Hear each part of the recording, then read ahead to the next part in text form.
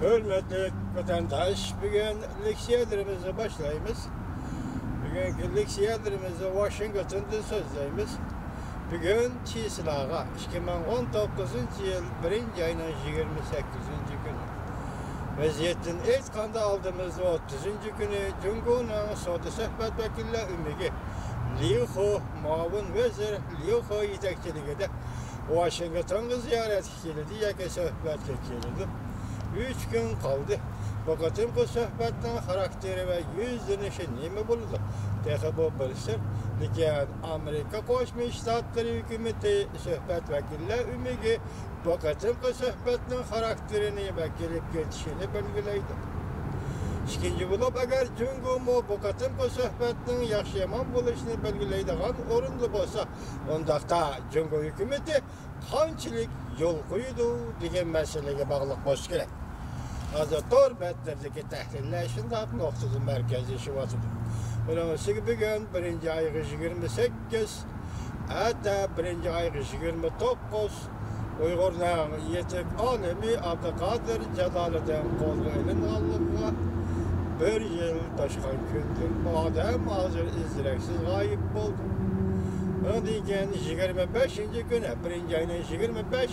günü Uygurların yetek dini alemi Mehmet Salih Hacim'den türmede kıyın kıstak olan öldürülgenliğine bir yıl oldu.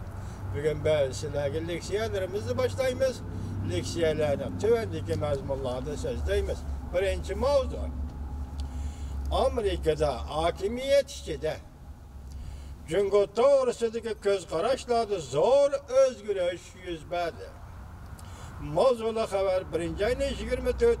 günü Venvitor Bötedi ilan kılındı haber. Bundan başla. Japonya Vakit Gazeti İngiliz dilinde Washington Bilim Hazinesi Amerika Terakkiyat Merkezi yukarı derecelik tetkikatçısı. Amerika ve Japonya boyunca Amerika'nın yardımcı soda vekili. Amerika Sodagarlar Cemiyeti'nin sabit başlığı. Glen Hoki Şimen. Makale ilan kılıp makalesi de mındak görsetti. 2017 yıl 12. ayda Prezident Trump hükümeti ilan kılgan devlet bir haterlik stratejisi de. Cumhur bilen Rusya'nı Amerika hırs ilan kılgıcı stratejilik rekabetçilerle belgilegen yaki ilan kılgan idi. Amerika Cumhur oturusundaki soda uruşu iki devlet düşmanlık münasebetlerinin keskinleşkenliğinin bir tarafıdır. 2018 yıl 10. ayın 14. günü Amerika Koşmuş Ştatları'nın muavin prezidenti Mike Pence notuk sözlüğünde nurgun kişiler 1946 yılı Churchill sözlüğün tümür perde mavzuluk nutqa okşatkan idi. Cumhur doğrusu sözlengen tümür perdelik Cumhur doğrusu sözlengen tümür perdelik nutuk bulup kalgan idi. 2018 yılı 11. ayının 29. günü Hohua Tatbikat ordu 30 nefer alimden bir yerim yıl içinde Hohua Tatbikat ordu 30 nefer alimden bir yerim yıl içinde yazıp çıkan dokülatını ilan kıldı. Dokülatımında görüştüldü. Cumhur'un mustabit diktatora tözümü içi bitilgen Amerika cemiyetinden paydalanıp iqtisadi menfaatga ve təsirini kengaytishga erişdi. O'xshashli Amerikaning o'xshash darajalik organlarining Cumhurda o'xshash faoliyat ilib berishini chekdi. Bu dokulat ve nutqda ötken 10 yıldan beri Amerika'nın Cumhur doğrusundaki göz karışlarını tüpten özgertip etti. 2009 yılı sabık Prezident Obama hükümeti destekli çağlarda Amerika'nın asaslık göz karışı mındak idi. Cumhur bilen bolgan sodi iqtisad, diplomatik münasebetlerini küçeytip, medeniyet almashtırışını ilgili sürüp, Cumhur'un eçivitişini ve siyasi erkinlikini zor derecede ilgari sürüşünü oylaşkan.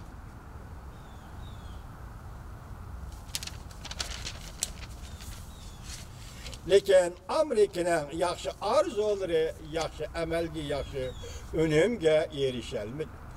Amerika Devlet Meclisi'nin tədqiqat dokumentatı asaslanğanda Xi Jinping rəhbərligidəki Cumhuriyet Partiyası devletin qollışığı erişken bastırış. Yani Xi Jinping Kompartiyasının qollışığı erişken bastırış, nazaret kılış, iddiya sığdırış arkalı siyasi hukukla monopoliya kılıştı çıktır. Amerika Cumhuriyet doğrusundaki göz kararlarının özgürlüğü Amerika'da Cumhuriyet doğrusundaki göz kararlarının özgürlüğü üç taraftan dikkat kılış karzıydı. Avval bu Cumhuriyetçiler ve Demokratlar Partisi'nin siyasi dahilleri mındak hesapladı. Cumhuriyet'in kılgan etkenleri Amerika'nın dünyavi rehberlik orluğu eğer hırsmayda kıldı.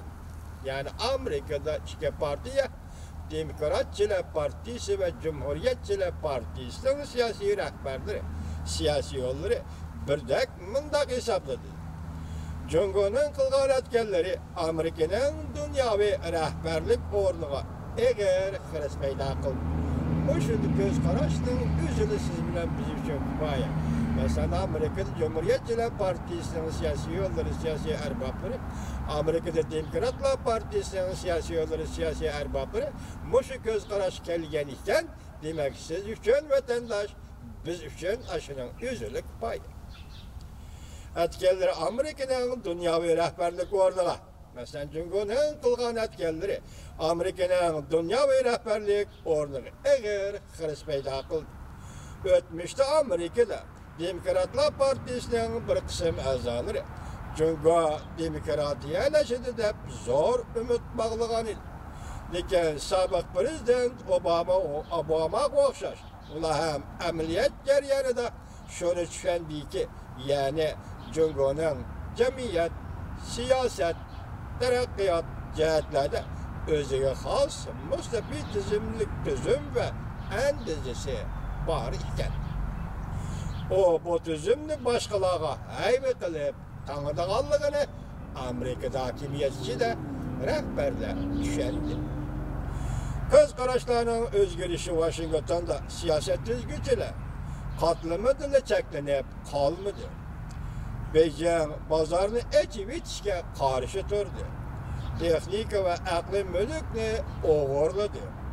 Ötken ki buyrukni, ettigen ki buyrukni keşti özgertti.